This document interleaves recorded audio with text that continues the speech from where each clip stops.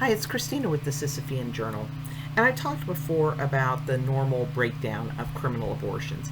Both Dr. Mary Calderon of Planned Parenthood and independent researcher Nancy Howell Lee concluded that about 90% of pre-legalization abortions were being done by doctors.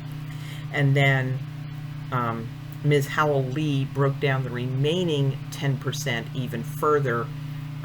They were disproportionately people with some medical training, nurses, veterinarians, dentists, somebody who knew how to sterilize instruments, knew how to administer medications, things like that. The rank amateur abortion and the self-induced abortion were a very small percentage. And today's abortion death is one of those very small percentage. On July 29th of 1949, 22-year-old Dorothy Martin went to the Fulton, Georgia home of a man whose name I cannot pronounce, so we're just going to call him Mr. B for an abortion. Mr. B was not a physician or qualified to practice medicine. Dorothy, with the assistance of a man named Virgil Echols, had visited Mr. B a few days earlier to make the arrangements.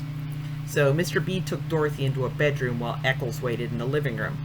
About 15 or 20 minutes later, Echols heard a sound he described as a slump, and Mr. B called for him to come and help.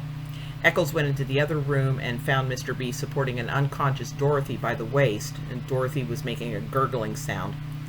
Echols helped Mr. B lay Dorothy on the bed, and the men picked up her panties off the floor and put them back on her. Echols tried to revive Dorothy and asked Mr. B what had happened. He said that he'd packed Dorothy's uterus with gauze. The men summoned police. I give them 100% credit for that. They summoned police and an ambulance. While they waited, Mr. B instructed Echols on what story they were to tell. They were to say that they'd been sitting in the living room with Dorothy when she felt faint and asked for a glass of water. Then when she fainted, they moved her to the bed. And Mr. B pointed out to Echols that he would be in just as much trouble unless he stuck with the story. By the time the police arrived, Dorothy was dead. A toxicologist who later participated in the autopsy said that when he'd arrived at Mr. B's home to remove Dorothy's body, he'd found her with her slip bloody and rolled up around her waist, but there'd been no blood on the panties. So obviously the bleeding was done. Corpses don't bleed by the time the panties went back on. The next day, the toxicologist and physician performed an autopsy. They found Dorothy's cervix had been dilated, discolored, and abraded, and that her injury must have been very painful. They believed that gauze had been forced into Dorothy's uterus, even though no gauze was present at autopsy, because her injuries were consistent with this scenario. They also concluded that Dorothy had gone into shock and died within a few minutes of her injury. She'd been in good health with no abnormalities of her heart, lungs, or kidneys, no history of fainting. The fetus appeared to be about 3 or 4 months of gestation. It was removed at autopsy along with Dorothy's damaged uterus and placed in a glass jar to be presented as evidence of Dorothy's pregnancy, gestational state, and injuries. 3 days after Dorothy's death, medical supplies and broken packages of gauze bandages were found in Mr. B's home and collected as evidence.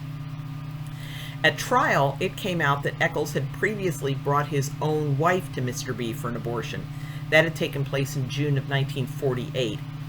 Echols had paid $65, dropped his wife off for the abortion, and picked her up later to take her home. She became sick with nausea and pain, and Echols pulled a 6-inch rubber tube and about 60 feet of gauze out of his wife's uterus. Her pain became so great that Echols called a doctor, and they took the sick woman to the hospital. Her temperature was 104.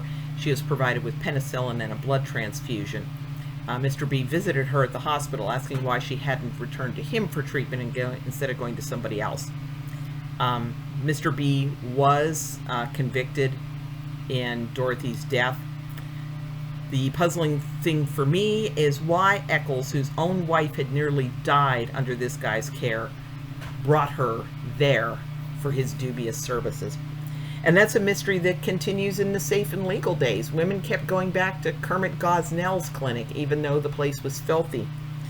And some women have said that they feel they go to these nasty abortion clinics because at some level they feel like they deserve it because they're killing their baby.